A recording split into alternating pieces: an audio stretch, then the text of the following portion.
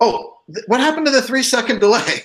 We're live right now. This is Virtually Connecting, and I'm Alan Levine. I'm the host here from Saskatchewan, and we have another great session going on live from the Open Ed Conference in Niagara Falls, and we're going to get to introduce and meet the people who are our virtual participants first, and I'll ask them to say, of course, say hello, who they are, where they're from.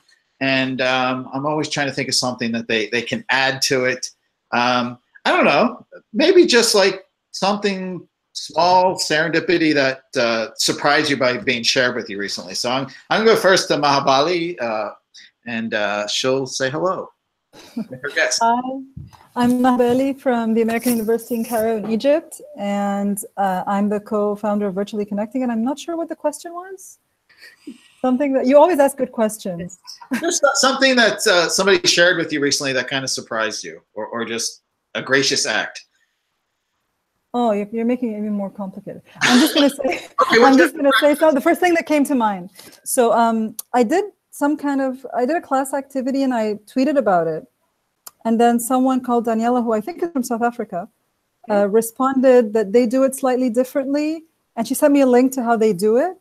It's called I call it a modified privilege walk. Anyway, so she sent me her way of doing it. And I like the way I do it still, but I learned something from the way she did it based on what my students were saying after the activity. So I'm going to take a little bit of what she did and add it to my class. That is just about how, when you just write one tweet about something that happened in your class, and then people respond, and then that helps you do your work, your face-to-face class better. So I love it when that happens. I think that was perfect. And I'm going to ask, unfortunately, Rowena doesn't have good audio or video, but maybe you can type into your chat your hello, and we'll read it back. And then we'll, oh, you can hear just fine, which is good. Yeah, you can just type whatever you want us to say to everybody else. And then we'll go over to Sadiq, who seems to be like our frequent virtual connector at this conference. So hello, Sadiq. How are you today? And I might have called him. I'm frozen. I think, are we frozen? Yeah. Yeah. Ah, all right. So we'll skip Sadiq right now, and we'll ask Tanis Morgan to say hello, and hope the internet works. Hi, I'm Tanis. I'm here in Vancouver, BC, although I'm supposed to be at the conference right now presenting on OER and other languages in about half an hour. So don't go to it. I'm not there. I do have to say, though, I'm super excited to be here because actually, Cheryl and Glenda, I was at OER 18 and I went to your session which Henry presented. And I've been following your work for so long. Like, really, I'm a huge fan of everything that OER 4D produces. I've had a chance to meet Sakina at ICDE, and I just think you guys do amazing research, and I just love it. So this is really exciting for me, and I hope to meet you in person one day. Great. Thank you. That's excellent. I think Sadiq is trying back with another connection. You want to try again, Sadiq? Say twice, no? Yeah. Looking for the connection. Yeah, we can see you moving, Sadiq. Just need to unmute. His audio is off. Yeah. He's muted. Okay, well, we will let you jump in when you're ready. Rowena, we know that you're out there listening, and feel free to participate through the chat. Again, I'm Alan Levine. I'm your host, and I'm not going to talk a lot because that's what hosts are supposed to do. But now we're going to flip over to Niagara Falls. And again, if you look behind our people there, you can see the beautiful Niagara Falls in the mist.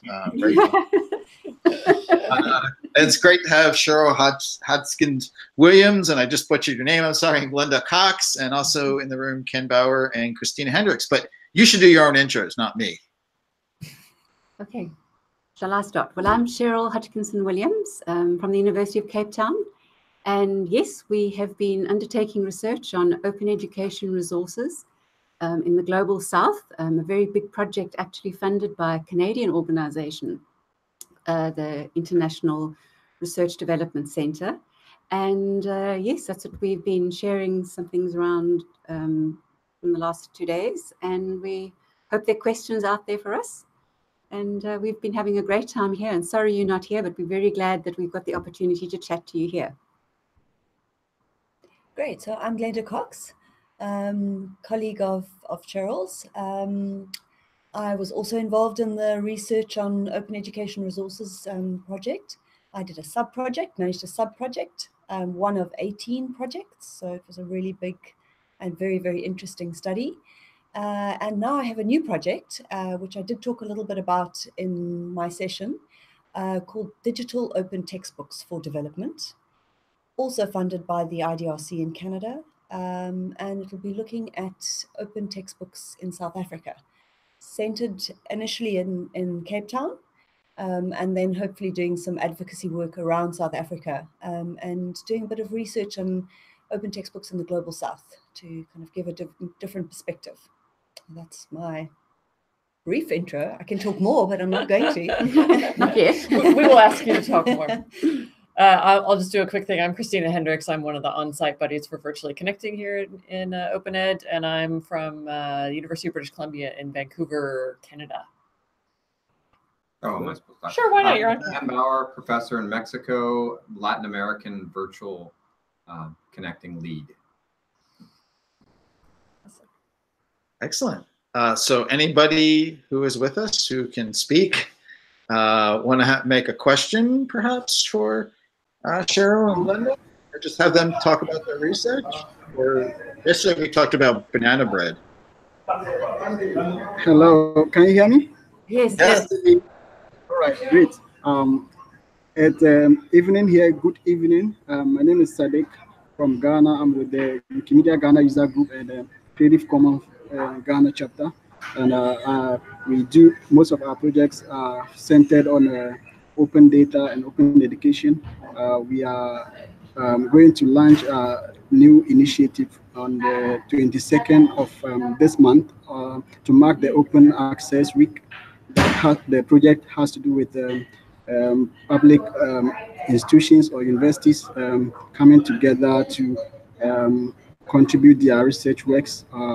Most of the things they do in their school, even after school, they can just access our platform, upload their content, and allow people to make use of them. And we also be hosting Wikidata birthday party here in Ghana at the end of the month, the last Saturday of this month. Yes, basically, I'm also involved with the Creative Commons Ghana here. Nice to meet all of you. I'm sorry my connectivity here is too bad. Not to worry. But thank you definitely for speaking. It's great to hear your voice. So I have a question, because just before Cheryl and Glenda arrived, I was talking about how almost all the Virtually Connecting sessions had African on-site guests this time around. And so I was wondering if this is just Virtually Connecting bias, or is there more diversity in the conference this time around? Like, are you finding a lot more Global South voices, a lot more topics on equity and inclusion coming from marginal folks as well?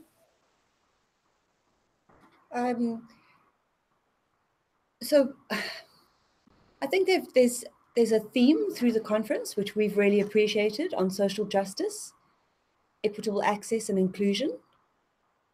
I don't come to this conference regularly enough to know if that's a big shift. I'm sensing that it is. It is. And I think that's wonderful. I quite honestly, I think Cheryl and I are the only people besides the Namibian guy we mentioned who's actually in the US. There's a student as well. Is there a student? Yeah, Wally, from Nigeria. Okay. Oh, yeah, Olawale, yeah. Really, really few people from, well, certainly from Africa and in fact, even perhaps the Global South here. But these issues are being discussed. I think it's something that there's an awareness that's being raised around social justice and intersectionality and those kinds of topics that Cheryl and I are talking about here and talking about in South Africa a lot, all the time now. There was a very interesting presentation by, I have forgotten her name, an academic who is actually Canadian, but she did some research work amongst the Indigenous groups in Australia. Johanna Funk. And that was really interesting. So, and I think we saw some great synergies between the kinds of work and similar discourse, similar concerns, similar issues around OER is not about the cost.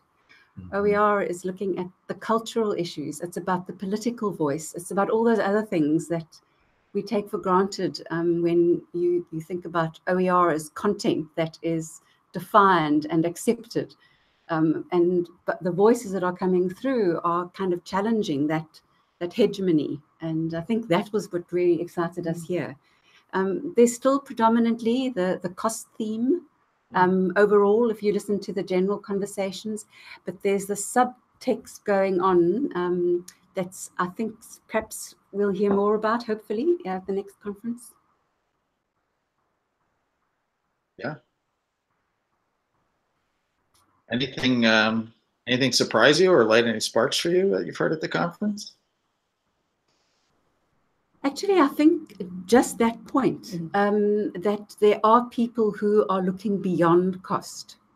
And even we had a really interesting panel this morning. The first keynote session this morning was actually a panel of 10 students. And they had a facilitator asking them questions about when do they choose to buy a textbook or not, and do they choose courses on the basis of the cost of the text, or have they done more poorly in courses if they hadn't bought the textbook, and what their priorities might be. And although a number of the questions actually geared them towards an answer that was around cost, a couple of the students actually took the opportunity to talk about, and particularly one student who spoke about, it's not about the cost, it's about the engagement with the lecturer. It's about us not feeling so separate from our professors, and that we can feel a little braver to start engaging about the content itself and knowing that we can perhaps change something together. So clearly American professors are quite scary. I don't think so.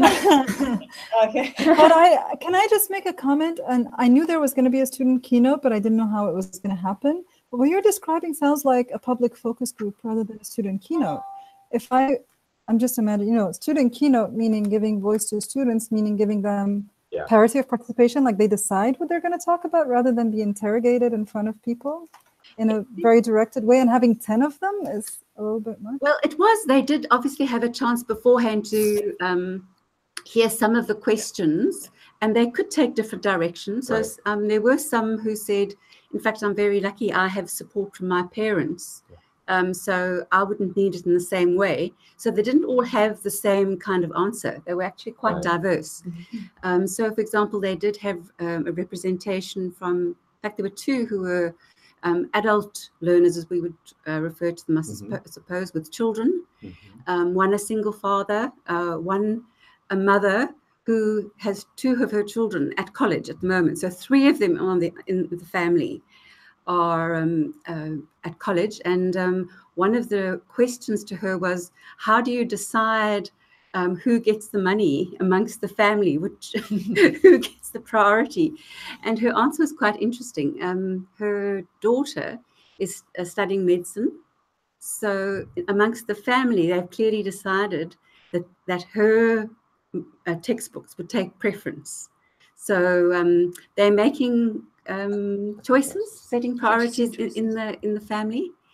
But I was just excited to see that even though some of the questions were a little directed towards cost, there were voices answering that differently. So never mind what people asked, students were going to actually say what they wanted to say anyway. Yeah, that one said that it was about a teacher being able to just affect an individual student and having an emotional connection and being able to answer their questions that had nothing to do with the academics. And I really latched onto that as well. Yeah. So I think that was one that really struck me, but I'll perhaps Glenda, things that perhaps struck you. Otherwise, I think there've been a couple of quite interesting. There was also a panel of 4 people who were talking about inclusion, and it was in a very big venue, and a number of people shared quite powerful stories. A lot of it was about inclusion, but it ended up being a lot about disability, and open education resources and access, and became a really interesting conversation around visually impaired students, hearing impaired students, and what we're doing with OERs for those students. And it was really intriguing. And there was actually a student who was there who said she really struggled with just generally her learning style made everything that she did extremely difficult and time consuming. And she just found the power of OERs giving her so many different formats and so many different ways of getting the same information helped her learning style. So that was really interesting and quite a powerful session, and a lot of people sharing. So I think people have a lot of, I've got a sense that people have a voice, and there's a lot of participation here, which is really nice. Not that we don't get that at other conferences, but sometimes people are a little reserved and they listen and they don't necessarily ask the questions. So some of the formats here have been quite useful for that, to actually really engage people. I mean, I know Cheryl and I presented, I think we only each got 2 questions or something.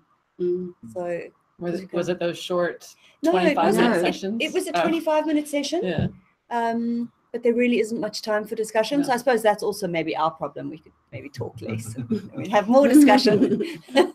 So but you don't get as much feedback. So this variation in formats, I think, I mean, we know this, but it seems to be really working at this conference. Ironically, I felt lucky after, because I had a poster session, but that gave me an hour and a half to talk with people about my poster and my work. The session was worked actually really better. well, I thought. That was clever. In fact, I think this is probably the best poster session I have seen at a conference ever. That's very clever. Wow. And my grey hair shows you I've been to many conferences. So I really want to commend the committee on this, because we saw some really excellent work, and the positioning of it in the program, that there was an actual space for it, the fact that there was food and drink available, and it was a good time of the evening. It was so well thought through. For myself, I didn't feel like a second-class presentation. No. So often, it was great. I know I've done posters where You're off in the corner. Yeah. OE Global and Delft. No, I love OE Global, but I don't think anyone even came to look at my poster. I stood there waiting, hoping. No, I couldn't get away for a drink. I was swamped. It was wonderful. Okay. I think perhaps the one thing that I think, perhaps if I've got a moment, I'll mention it to David. If I don't, I'll email him. The one thing that I think we could be doing better, especially on account of the fact that we are talking about OER, is to make our presentations open as OER. So specifically in our presentations, have the little URL to our SlideShare account, so that people can actually know that they've got access to the presentation before the time. I will release it earlier. Or if they want to rush ahead and have a look to see what's coming. And because sometimes some of these presentations have really raised some interesting points, but there's no place where you can go back and double check. So that I think would really, really be helpful. I mean, OER 19. OER 19. In OER 19's call for proposals, so Laura Chernovich and Catherine Cronin are sharing this, right? In their call for proposals, they ask us to say, how will you share things before the conference and how will you share things after the conference? And in OER 17, the website for the conference had space for folks to upload their stuff or link to their stuff, and space for folks to keep discussing it even after the event was over. So I thought that was really good, because first of all, a lot of stuff gets live streamed in OER. So the conversation can keep going anyway, even not just based on the slides, but even on the videos. But even the slides are often, like, there's a lot of people who put their stuff on SlideShare. You don't ever attend their presentations, but the SlideShares are so useful. And they have links, and you can pick up quotes, and you can take pictures of them. So yeah, the more a conference sort of centralizes that, the easier it is to go and find these things again, rather than have to go search for them on Google or on that person's own personal website or whatever. I heard Jameson Miller, who's with Lumen Learning, said you can post them on the conference app. Yeah. but it's hard to use. Is it hard to use? Okay, because he said he posted ours on the conference app. So if it was easy to use and everyone knew that you could do that, then it would work. Yeah. Oh, Christina, how was ours? Ours was great. So we did one on how it was a series of 5 sessions on how we can break open education. I love that. I went to one in Delft. I couldn't get to the one in Bristol because I was speaking at the same time. Oh, yes. But I went to the one in Delft, and it was one I loved it. And Cheryl was one of our provocateurs, right? Yes. Yes. It worked really well. Yeah. Actually, all of ours. That's great. So we had 25 minutes to present we had to present like what we did and why we did it, and then some of the results. But there's 5 different Google Docs with tons of notes, and it was very hard to synthesize. So we just put links up to everything. Maybe we'll do more work on synthesizing it later. But just a few comments in the chat because the viewing audience can't see it. But Rowena said, wishing there was a thumbs up or clapping button for when a speaker is saying something powerful. It made me think back. It was quite some time ago when I was in Australia, and it was during their national elections, and when they were giving their like debates or political speeches, there was this thing on the TV called The Worm, and the people in the audience had some kind of button where they could react to what people were saying. And there was a graph on the screen that everybody could see, both in the room and on TV. And I guess the speakers would probably try to adjust what they were saying in response to the mood. I don't know if that's a good thing or a bad thing, but it made me think about it. And it kind of relates to Tanis's point that she wished there's a way for non-participants to jump in on some of the presentations. I don't know if you're thinking people in other sessions or people not at the conference, Tanis. Or I think that was, maybe she's going to jump in now with that question.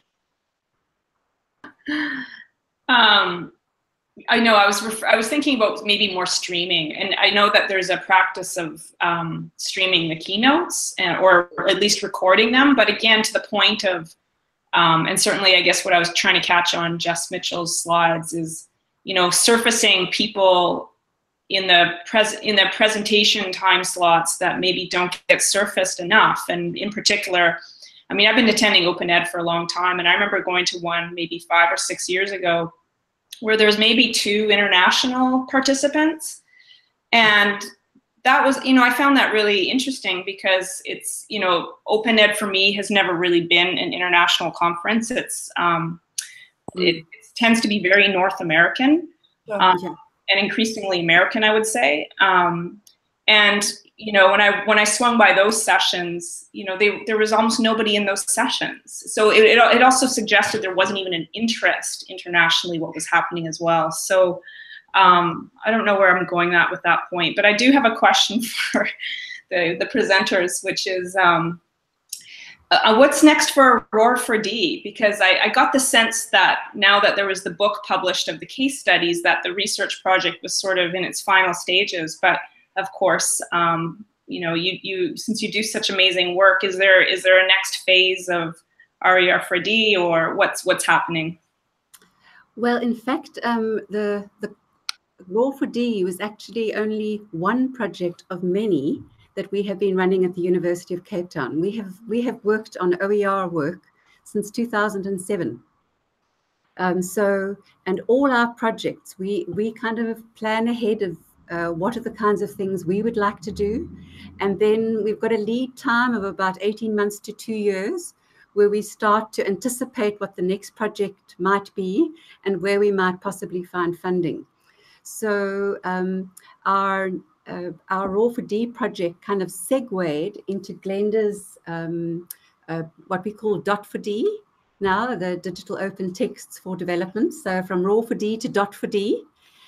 So that's one of the kind of follow-on projects from Roar for D. But at the moment, I'm actually working on 3 different proposals, one with a Swedish group, one with our government, our South African government, which is so surprising. And then another one that we're looking at with my colleague, Jaco Olivier, who's also been a appointed as a UNESCO chair in multimodal learning and OER. And so we've got 3 possible projects, and we will take the OER work ahead. It's always this issue about finding funding, because all our research that we have done on OER, we've had to find our own funding. So in fact, I was, until 3 years ago, completely what we call soft funded. In other words, funded by other corporates or donors, foundations, etc. So we are going to be doing additional work. The Raw4D brand has just been so strong that we still want to try and keep it going. But at the moment, it's only me in my sort of part-time capacity. So from this amazing international team of more than 100 researchers and research assistants, because there were kind of 18, 19 lead researchers and then their assistants, down to me, I've kind of got an army of one, so I can't do that much. But we will reform our group in different ways. And obviously, I'm an advisor on Dot4D as well. But our focus right now is mainly on supporting Glenda with her project and keeping the Raw4D long tail going. Sure. So in the presentation that I did yesterday, what we've grown such an enormous network through Raw4D, and we've learned so much through the process of doing that. So we're trying to, certainly the conceptual frameworks and the theoretical frameworks that we formed during the process of Raw4D, we're taking forward now into our digital open textbooks project, which we've just started. And it's got a number of objectives, but certainly one is to have quite a different voice and take on open textbooks coming from the Global South. So we recognize the cost conversation, but we are far more interested in transforming the curriculum and looking at decolonizing the curriculum. And that was our argument for getting the grant, to create open textbooks that are going to be inclusive. So right from the beginning, we want to, we have small grants for academics, and the way that the grant recipients will be chosen will be under some quite strict criteria around student inclusion and voice, and they're considering decolonizing the curriculum. We'll be looking at gender, race, ability. We want to have all that sort of an intersectional approach to how we do digital open textbooks. So we're hoping to have some quite interesting research that's going to be coming out of that from the Global South on open textbooks. A little bit of a different take to the kinds of open textbook conversations here that are definitely focused on cost more than anything else. So that's, hopefully we will make a contribution there. And to that end, we've also started to interrogate, and we're only at the beginning, this idea that OER can be supportive in some way of equity and inclusion and social justice. So we asked ourselves the question, so what is social justice? How do we conceptualize what social justice is? And we've just taken a stab at using Nancy Fraser, a philosopher, in fact, a feminist philosopher, looking at how social justice has actually got an economic dimension, which is the cost argument, but also a cultural dimension where our focus is in particular, but also a political dimension. And so she's helped us in a way, and that was part of what I spoke about yesterday, was in fact trying to not to conflate all these things, because at the moment everything becomes the cost issue. But actually it's not just that. In some instances, a free textbook as a cost benefit is great, and what Fraser would call an affirmative response or an ameliorative response, something that will actually help, but it doesn't actually really get to the underlying issues. Whereas in fact, having, say, for example, an American textbook on history made freely available to a South African audience, well, it's really great that it's free, but the content is actually not relevant whatsoever. So the cost argument actually breaks down. And then it's, you know, sometimes I think it's because we mostly speak English and we think of materials just being in English. But if we had to, for a moment, think about what if all the OER were all in Chinese? And people would say, well, this is great. This is OER. It's all available. Like, well, yes, but like, well, how are we going to translate it? Number one. Number two, when we've translated and understood what it says, is it actually what we, is it our view of the world, or is it a different one? Are we going to have that as well? So we've kind of actually need to look at ourselves in the mirror a bit with this, and it's a little, sometimes a bit uncomfortable. But that's what we're trying to do, is trying to understand a little bit more what we mean about social justice. So not just economically, but culturally and politically, and what types of things, responses where OER would be ameliorative in terms of even culturally. I mean, for example, having an American text, but situated within a discussion in a classroom where it was interrogated, would actually be quite a useful set of materials. But it's actually open pedagogy that's built around that. That's the important part, not necessarily the materials in and of themselves. So these are some of the things we're trying to work out, so that we've got a bit of a frame for interrogating what we actually look for, so that we don't miss something. Yeah, and by its absence, exclude it. No, it's a great talk I saw yesterday. That was great. I'm getting over pneumonia, so don't think I'm terribly anxious. It's just my lungs don't have enough air.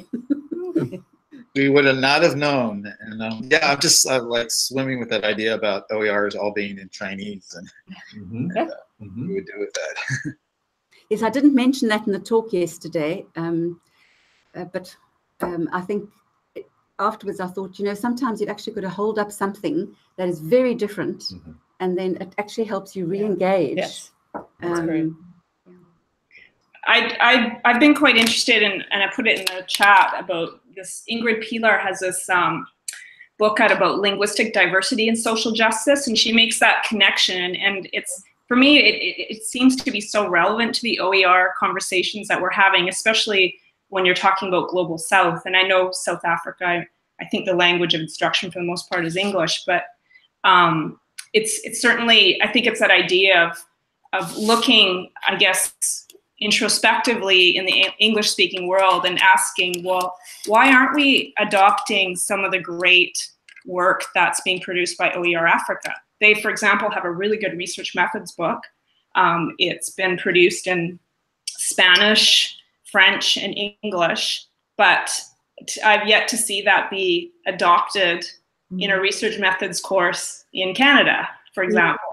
And just kind of questioning our own practices that seem to be so unidirectional, because of course there are OER and there's open textbooks in many different languages already around the world, but they're not really being centered at all, and they're not really part of OER practices, to my knowledge, in North America. So I think this idea that if you want to talk about OER and social justice, you also have to look at the linguistic dimension of that as well, and the power structures around language and language policy and you know, sociolinguistics. I think it's sort of an untapped kind of dimension of OER that maybe we're ready for.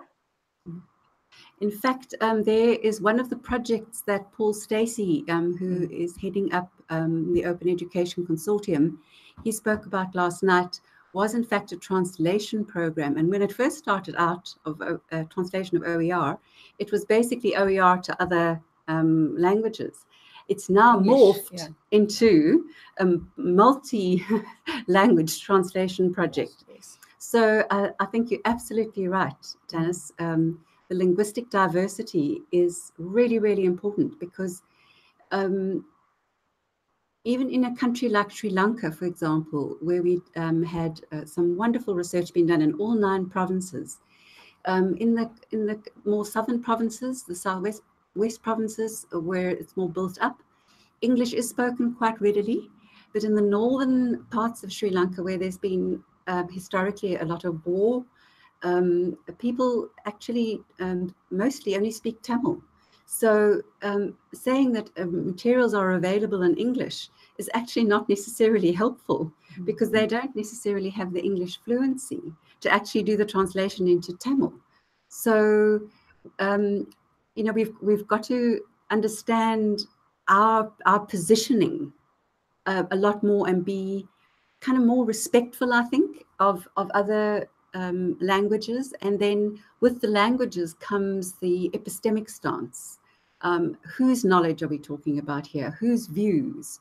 And I think that's perhaps the language is the segue into these more difficult conversations about whose knowledge is actually being valued as worthwhile. So your comment about people not using materials from the Global South, that is already a well-established pattern in research, where a lot of the research done in the Global South is also ignored compared to the Global North. And it's just one of those things that I just say that Global South people, we have just got to make our voice heard.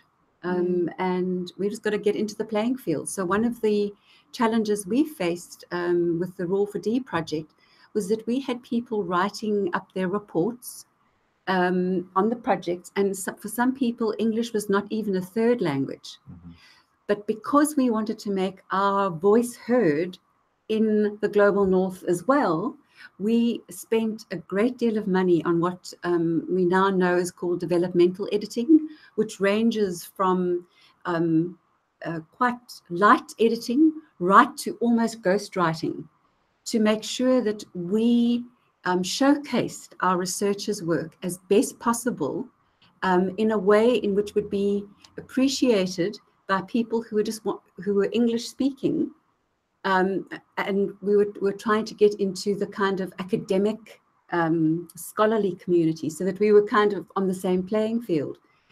But what we've also tried to do, and we've only been successful in with one chapter, is to translate it into the language that's most commonly spoken in the country. So we have one of the South American chapters is now translated into Spanish. But translating is really, of academic texts, is actually very expensive. Which Spanish? Yes, well, it's the Colombian Spanish. Right, exactly. Yeah. So, and we're fully aware of the different types of every language. So let's put it this way: we would love to be able, for advocacy work amongst governments in these various countries, to be able to read some of the work, not perhaps the whole chapter, but perhaps summaries of the work.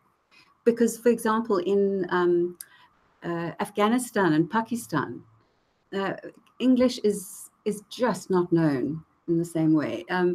Unlike Mongolia, for example, where Mongolian, even though they speak Russian often as a second language, English is actually quite well understood. In fact, some of the lecturers who were asked if they would use OER or not said, well, they're not quite sure if it's actually worth their time to translate it into Mongolian, because in fact the students quite like to have the materials in English. So we've got an interesting sort of paradox there in terms of it's available, but actually you're going to choose not to translate it because they actually want it in English. So. I was actually, as you said this, Cheryl, something occurred to me when you said how expensive it is to translate academic texts. I always thought one of the things about inclusion is to write accessible text.